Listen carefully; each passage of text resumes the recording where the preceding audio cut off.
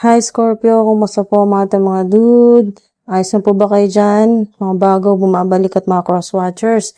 Welcome po sa inyong Timeless March to April Transition Reading. Kahit anong araw, buwan o taon nyo po ito mapanood at kahit anong zodiac sign ka, makukuha mo pa rin ang guidance ng cards. Focus na po sa energy mo at i-apply ko ano ang resonate sa'yo. Skip nyo po pag hindi po nag-resonate po sa inyo. Huwag nyo pong ipilit. Alright? So, bago po tayo magsimula, mga dude, quick announcement lang po. Kung gusto nyo pong suportahan ng channel, may affiliate links po ako. Super thanks at coffee link na makikita po sa description ng video. Perfect po ito kung gusto nyo po magbigay ng tips or donations para sa mga readings at content. Para naman po sa private readings, strictly email only po. Lahat ng details kung paano mag-request, nasa description din po. Alright, so you're ready. Current energy nyo po ito. Confidence ito, no? Mga remain positive. Kayo po ay, wow, talagang tinutulungan ng Divine Universe na mabago or gabayan yung inyo pong mindset, no? Mindset, guidance.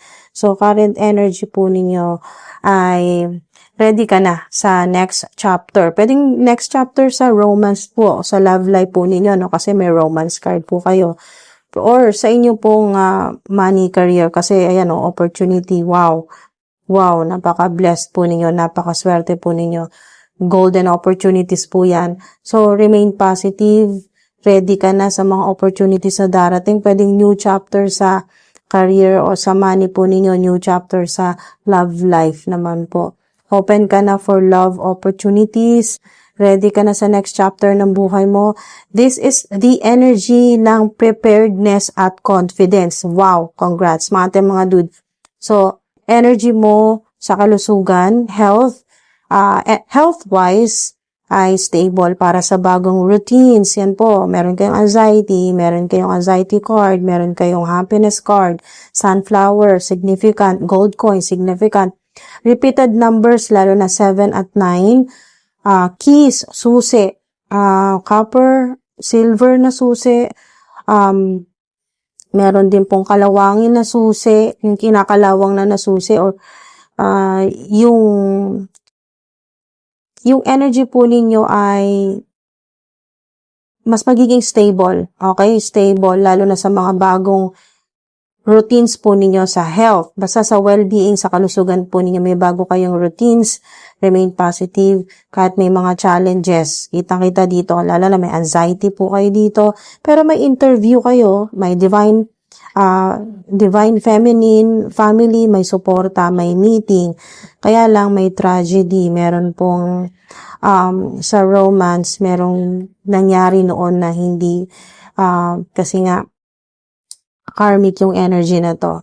So, umpisa natin sa romance energy nyo muna, bago tayo magtuloy-tuloy dito sa anxiety, kasi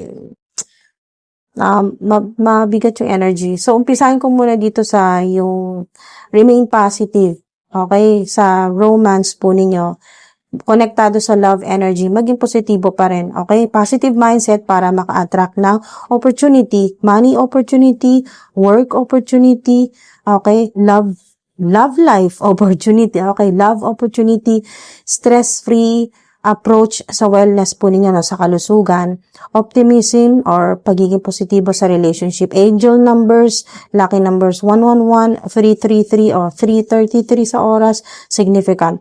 Okay, lalo na yung romance card po ninyo, nakikita ko dito mas exciting, no? Merong exciting possibilities sa love life po ninyo. Love, pwedeng may impact sa trabaho, okay?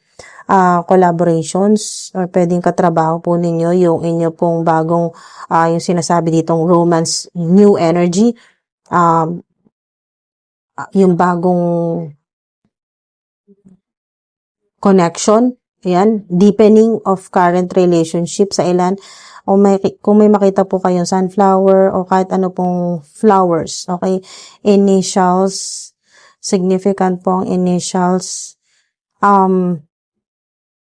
pwedeng initials mo, initials ng makikilala mo, kasi sa new connection ito, mga dude, merong magandang chance na darating sa'yo, bagong income, work, o kaya pa business venture, promotion, bagong trabaho, online platform opportunity, merong small chance na mag-improve ang wellness habits ng ilan, okay? Lalo na sa mga magsisimula pa lang po ng bagong wellness habits para mag-improve yung inyong kalusugan. 248, significant din po sa inyo pong repeating numbers na nakikita, yung paulit-ulit po ninyo nakikita, confirmation din po yan. 248, yung happiness card naman po ninyo, yan po yung ito po yung may sunflower. Overjoyed, okay? Energy. Overjoyed energy, positivity. Darating yan sa buhay po ninyo.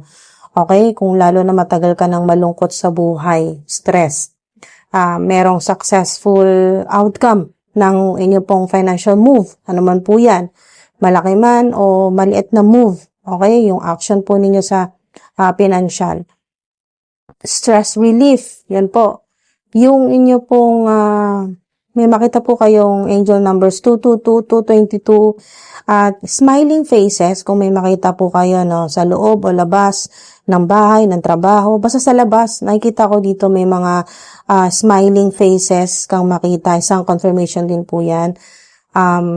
Mga divine feminine energy, yan po ay paalala sa inyo, guidance na pagkatiwalaan mo yung intuition mo. Trust your intuition at inner guidance. Follow your gut. Okay? Follow gut feelings, lalo na sa inyo pong investments, no? Projects, o yung mga pipirmahan po ninyong kontrata, o yung papasukin po ninyong negosyo o proyekto. Yan po. Follow nyo po yung inyong gut feeling. Pay attention din po sa mga signs. Okay? Kasi may mga magpapakita sa inyo na may admirer kayo. Nakita ko dito may bagong admirer. Feathers, balahibo, itim na kotse sa ilan, coins.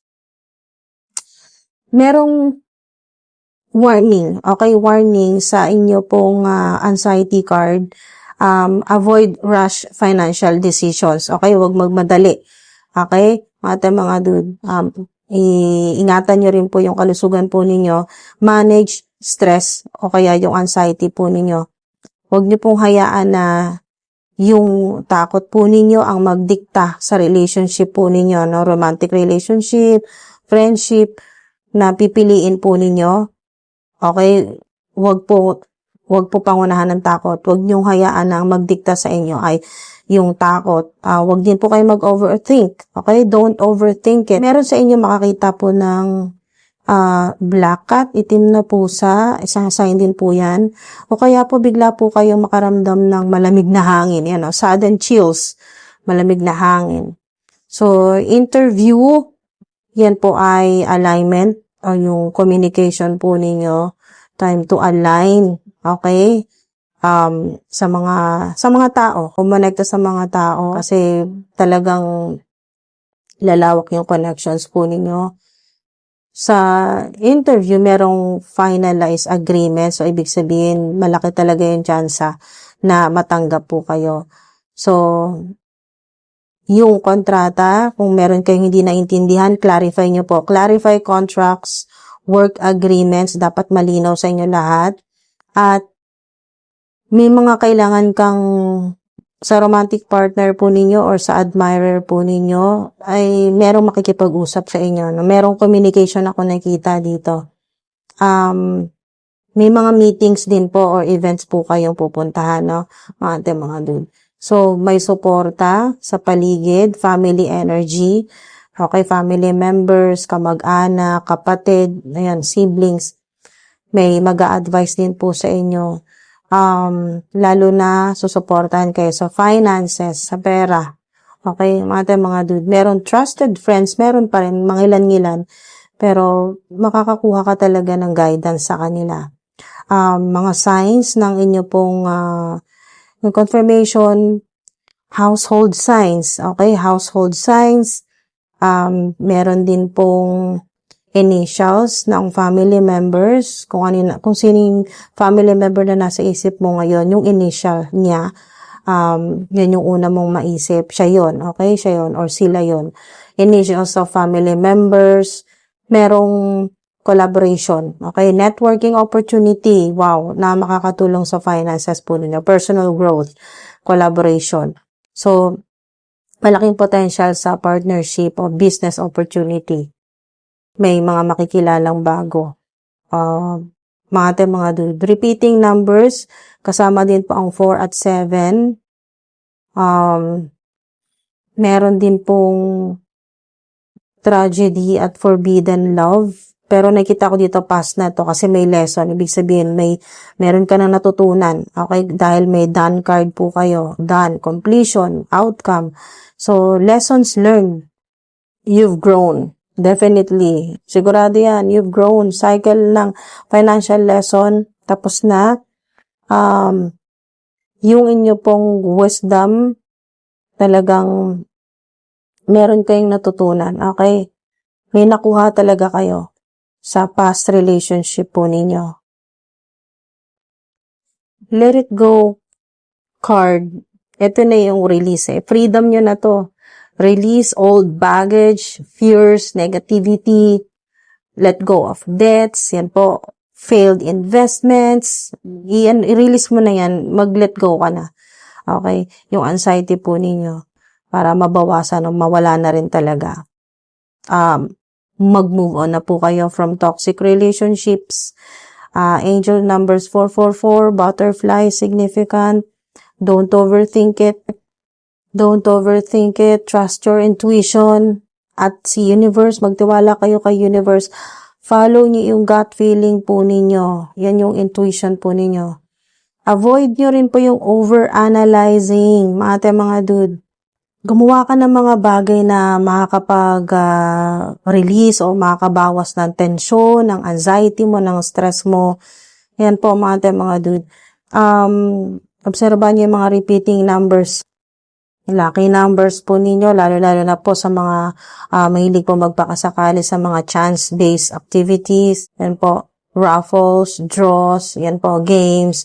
2, 4, 7, 9, 22. Napaka-strong po ng mga numbers na to, no? Yung mga sign symbols, butterfly, sunflower, coins, feathers, kahit anong kulay ng feather, white car, puting kotse, Ankh cross, okay? Initials, SMK. SMK. Maraming salamat po mga dude. Ingat po kayo palagi. Hanggang sa susunod po.